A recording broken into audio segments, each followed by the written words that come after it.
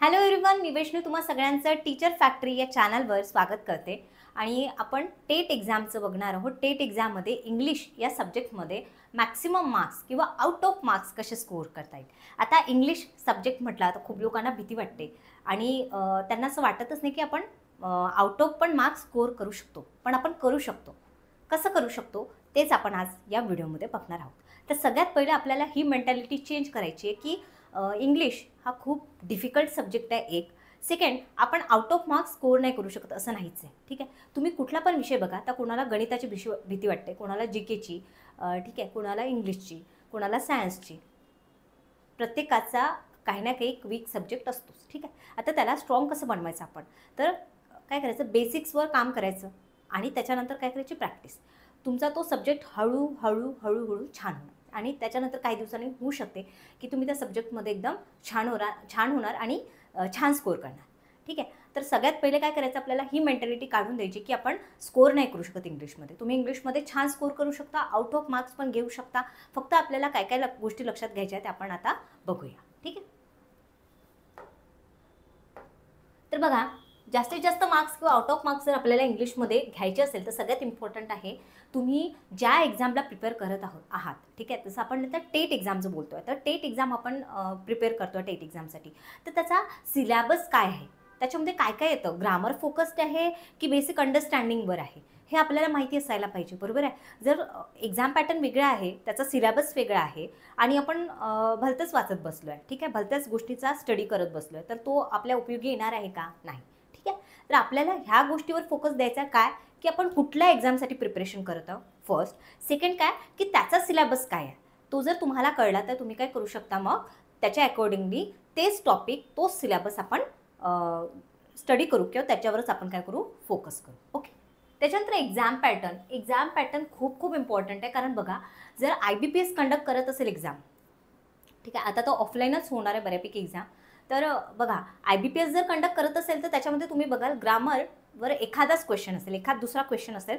Maximum जे त्यांचा focus आहे ते कशावर आहे, अंडरस्टँडिंगवर आहे। तुमच्या इंग्लिशचं तुम्हाला किती सेन्स आहे, तुम्हाला किती अंडरस्टँडिंग आहे, याच्यावरच सगळे क्वेश्चन हे बेस्ड आहे। एखाद दोन क्वेश्चन ग्रामरवर असतील, पण आपण ऑफलाईन एक्झामचा जर विचार केला आणि प्रिव्हियस इयर क्वेश्चन जर बघितले तर तुम्हाला लक्षात येईल की जास्तीत जास्त फोकस हा कशावर आहे, तर तो फक्त आणि फक्त ग्रामरवरच आहे, ग्रामरवरच आहे।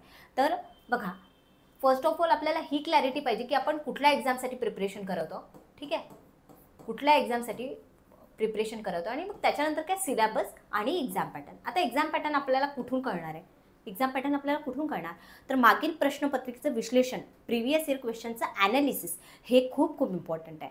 तुम्ही जर ते बघितलं, त्याचं छान ॲनालिसिस केलं, तर तुम्हाला लक्षात येईल की कुठल्या टॉपिकवर किती क्वेश्चन विचारले आहे, त्याचा लेवल काय आहे, तो इझी आहे की हार्ड आहे की मीडियम लेवलचे क्वेश्चन्स आहेत ते, आणि त्याला कसं आपल्याला सॉल्व करता येईल छानरित्या, ठीक आहे। आणि ऑप्शन्स एक्झामिनर कसे सेट करतात, क्वेश्चन कसे फ्रेम करतात, हे पण आपल्याला फक्त आणि फक्त प्रिव्हियस इयर क्वेश्चनचा ॲनालिसिस करूनच काय मिळणार आहे, बघायला मिळणार आहे। तर याच्यावर आपल्याला खूप फोकस करायचा आहे, प्रिव्हियस इयर क्वेश्चनचं ॲनालिसिस, कारण तसेच क्वेश्चन्स आपल्याला बघायला मिळतात एक्झाममध्ये। कुठली पण एक्झाम घ्या, टेट एक्झाम आहे तर आपल्याला काय करावं लागेल, टेट एक्झामचे जे मागील प्रश्नपत्रिका आहे त्यांचं ॲनालिसिस करून हे बघावं लागेल की कुठल्या चॅप्टरवर, कुठल्या टॉपिकवर किती क्वेश्चन्स विचारल्या आणि त्याचा डिफिकल्टी लेवल किती आहे, ओके। तर हे खूप खूप इम्पॉर्टंट आहे। या तीन गोष्टी तुम्हाला लक्षात ठेवायच्या आहे। फर्स्ट, कुठल्या एक्झामसाठी आपण प्रिपेअर करतो आहे, सेकंड, त्याचा सिलॅबस काय आहे, ठीक आहे, ग्रामर बेस्ड आहे की अंडरस्टँडिंग आहे, कसं आहे, ठीक आहे, आणि ग्रामरमध्ये पण ते कुठले टॉपिक्स जास्त विचारतात, आणि थर्ड काय आहे, प्रिव्हियस इयर क्वेश्चनचं ॲनालिसिस, ते खूप खूप इम्पॉर्टंट आहे, ओके। आता बघा, स्टडी मटेरियल किंवा बुक्स, आपल्याला आता कसं आहे ना, ऑनलाईनचं युग आहे, खूप सारे प्लॅटफॉर्म्स आहे, खूप सारे ॲप्स आहे, सगळं आहे, पण आपण जर, आणि बुक्स पण खूप आहे, ठीक आहे, मार्केटमध्ये बुक्स पण खूप आहे, पण तेच आहे ना, जर तुम्हाला माहितीच नसेल की कुठल्या बुक्समधून काय काय वाचायचं आहे किंवा कुठली बुक कुठल्या सब्जेक्टसाठी घ्यायची, तर काय होणार, तुम्ही बुक्स तर खूप सारे आणणार, ऑनलाईन पण खूप सारे कोर्सेस किंवा मटेरियल विकत घेणार, पण त्याचा फायदा होणार का, नाही। तर आपल्याला काय करायचं आहे, फोकस्ड राहायचं आहे एक, आणि एक्झाम डिसाईड झाली, सिलॅबस आपण डिसाईड केला, तर त्याच्यानंतर काय आलं, स्टडी मटेरियल, की स्टडी मटेरियल आपल्याला कुठलं यूज करायचं, तर काय करायचं, कमीत कमी पण छान मटेरियल आपल्याला यूज करायचं आहे आणि तेच परत परत काय करायचं आहे, रिवाईज करायचं आहे. ठीक आहे. जास्तीत जास्त मटेरियल तुम्ही घेणार, तुम्ही काय होणार, डिस्टर्ब होणार, डिस्ट्रॅक्ट होणार आणि तुमचा टाईम मॅनेजमेंट पण काय प्रॉपरली होऊ शकणार नाही. ठीक आहे. तर 1-2च बुक आपल्याला रेफर करायचे, पण ते बेस्ट करायचं आहे. त्याच्यानंतर तुम्ही परत तिसरी बुक रेफर करू शकता वेळ असल्यास. ओके. आणि आपल्याला एकाच सब्जेक्टला वेळ नाही ना द्यायचा, बाकीचे पण सब्जेक्ट्स आहे आपल्याला, ठीक आहे, अभ्यास करायला. तर मी तुम्हाला सजेस्ट करेन की बाळासाहेब शिंदेचं बुक तुम्ही यूज करू शकता. ठीक आहे.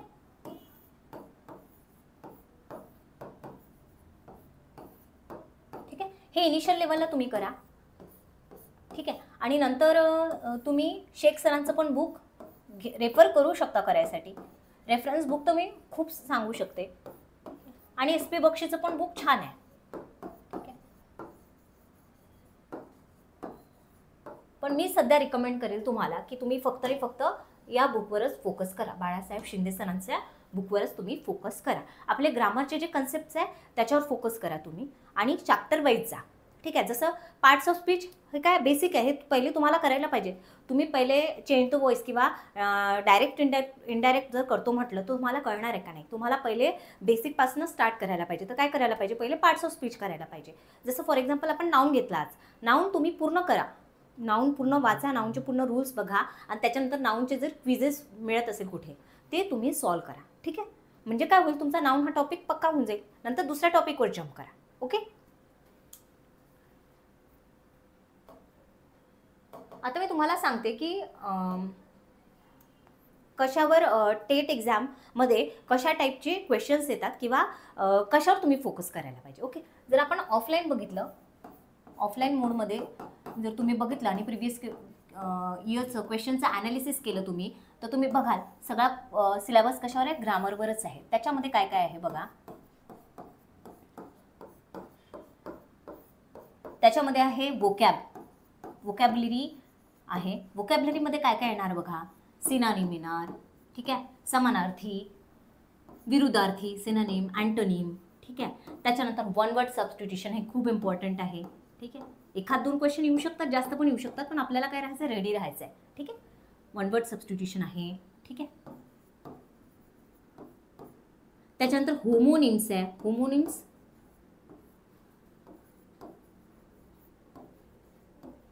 ठीक आहे, म्हणजे असे शब्द ज्यांचं प्रोनाऊन्सिएशन किंवा स्पेलिंग सारखंच आहे पण त्याचा मीनिंग काय आहे, चेंज आहे. ठीक आहे. अल्टर असे बँग. ठीक आहे. त्याच्यानंतर आता बरेचसे आहे. एक्सेप्ट. ठीक आहे. थोडंफार प्रोनाऊन्सिएशन डिफरन्सिएशन आहे, पण काय आहे मीनिंग त्याचा काय असतो, डिफरंट असतो. प्रोनाऊन्सिएशन किंवा स्पेलिंग दुसरं असू शकतं आणि प्रोनाऊन्सिएशन सेम असू शकतं किंवा स्पेलिंग डिफरंट असू शकतं, पण त्याचा मीनिंग काय होणार, डिफरंट होणार. ठीक आहे. होमोनिम्स म्हणजे काय, तुमचं जे स्पेलिंग आहे ते सेम असू शकतं, स्पेलिंग सेम असू शकतं किंवा प्रोनाऊन्सिएशन सेम असू शकतं, पण त्याचा मीनिंग जो आहे तो काय होणार, वेगळा होणार. ओके. हे झालं. त्याच्यानंतर टेन्स. ठीक आहे. त्याच्यानंतर काय सिंपल, कॉम्प्लेक्स. ठीक आहे.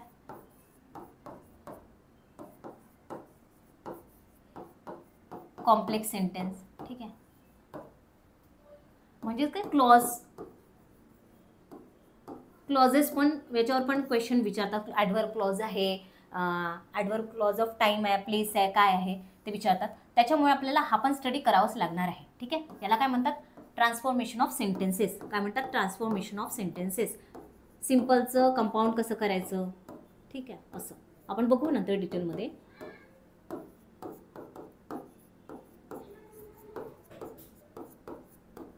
त्याच्यानंतर क्वेश्चन टॅग. याच्यावर पण 1-2 क्वेश्चन असू शकतात, राहतात. म्हणजे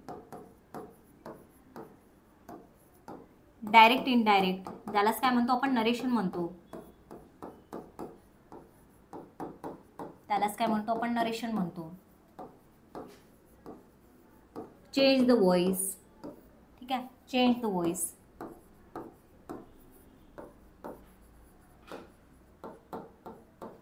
त्याच्यानंतर एरर.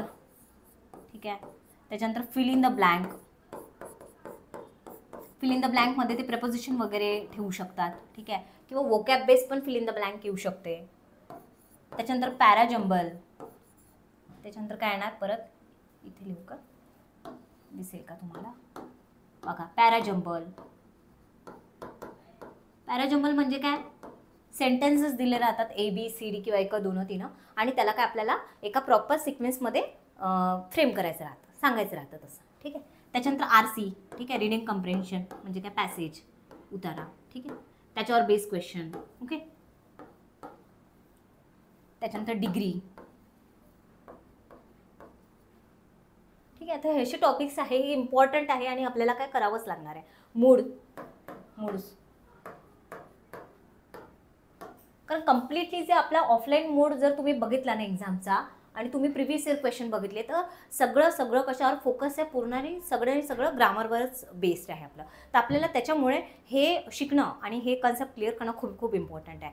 जेव्हा की IBPSमध्ये काय होतं ना, IBPSमध्ये फक्त तुमची जास्तीत जास्त कशावर फोकस असतो, तुमच्या अंडरस्टँडिंगवर, की तुम्हाला सेन्स आहे का एक बेसिक, आणि तुम्ही बिना ग्रामरनी पण बऱ्यापैकी चांगला स्कोर करू शकता त्याच्यामध्ये. हार्डली 1-2 क्वेश्चन येतात IBPS पॅटर्नमध्ये, पण तुम्हाला एक सेन्स जरी असेल ना इंग्लिशचा तरी तुम्ही बऱ्यापैकी त्याच्यामध्ये स्कोअर करू शकता. त्याच्यामुळे आपल्याला काय करायचं आहे, ऑफलाईन मोड मध्येच एक्झाम कंडक्ट होणार आहे, तर त्याच्यामुळे आपल्याला जास्तीत जास्त या सगळ्या गोष्टींवर काय करायचं आहे, फोकस करायचा आहे. आता हे कसं करणार आपण, एक्झाम जवळ येणार आहे आता, आणि तर मग हा सगळा सिलेबस आपण कसा कव्हर करायचा, तर तुम्ही जर सेल्फ स्टडीवर फोकस करत असाल तर काय करायचं, एक दिवस एक टॉपिक करायचा.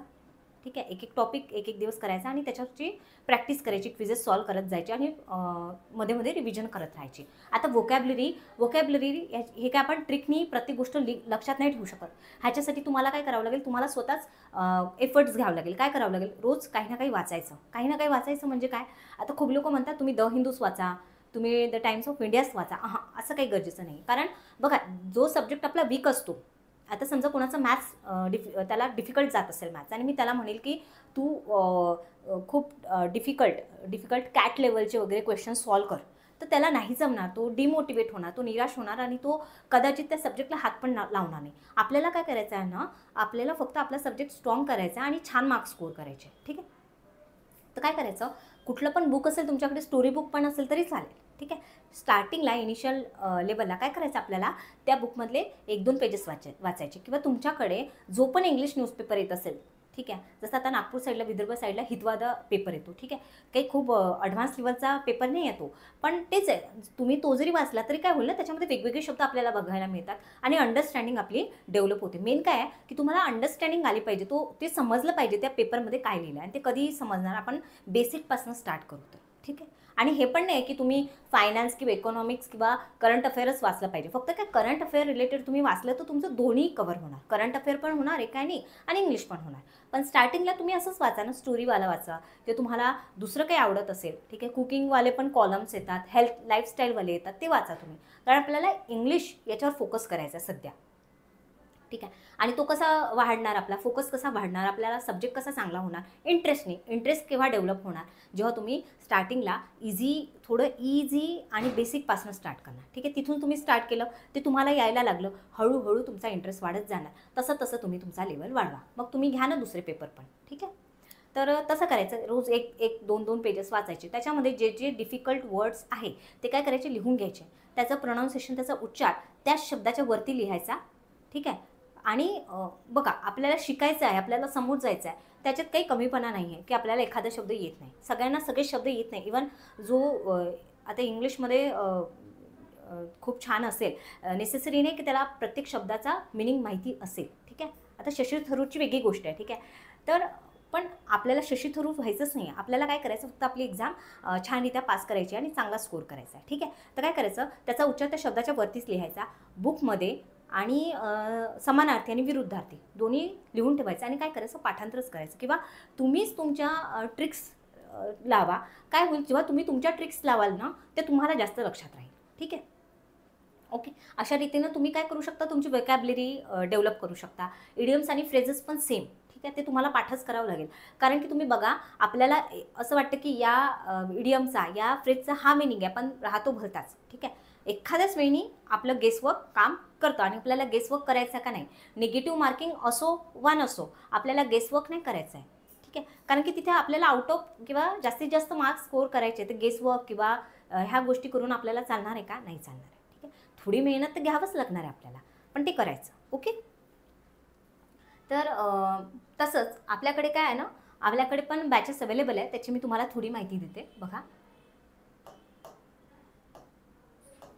तर बघा, शिक्षक पात्रता परीक्षा 2024 ह्याच्यामध्ये बाल मानसशास्त्र विषयासहित पेपर 1 आणि पेपर 2 हे पण तुम्हाला शिकवले जाणार आहे. आणि बॅचमध्ये काय काय मिळणार आहे, तर बघा, रेकॉर्डेड प्लस लाईव्ह लेक्चर तुम्हाला मिळणार आहे. जर कुठल्या कारणाने तुमचं लाईव्ह लेक्चर मिस झालं तर तुम्ही ते डाउनलोड करून नंतर किती पण वेळा बघू शकता आणि कधी पण बघू शकता. ओके, हे एक झालं. त्याच्यानंतर प्रिव्हियस इयर क्वेश्चनचं ॲनालिसिस जसं मी तुम्हाला सांगितलं.